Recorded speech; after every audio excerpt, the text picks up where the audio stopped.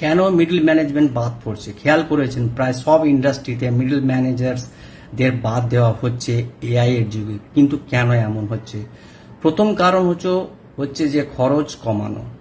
Middle management আসলে leadership আর execution টিমের একটা লেয়ার, তাই মিডল লেয়ার।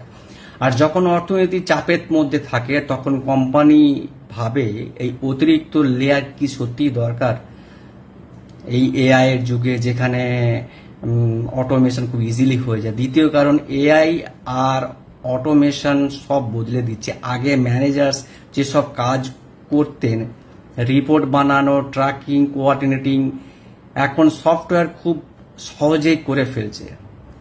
তৃতীয় কারণ, দ্রুত সিদ্ধান্ত নেওয়া প্রয়োজন। নতুন স্টার্টআপ আর মডার্ন কোম্পানি চায় ফ্ল্যাট স্ট্রাকচার, যেখানে ডিসিশন নেওয়া যায় অনেক দ্রুত আর বিউরোক্রেসি যাতে কম হয়। তাহলে আসল সত্যি হলো মিডল ম্যানেজমেন্ট পুরোপুরি হারিয়ে যাচ্ছে না, কিন্তু তাদের ভবিষ্যৎ বদলাচ্ছে। আজ বাঁচতে গেলে শুধু সুপারভাইজ করলেই হবে না, সত্যিকারের স্ট্র্যাটেজিক ভ্যালু যোগ করতে হবে। আপনাদের কি মনে হয় 2025-এ মিডল ম্যানেজমেন্ট কি এখনো রিলেভেন্ট?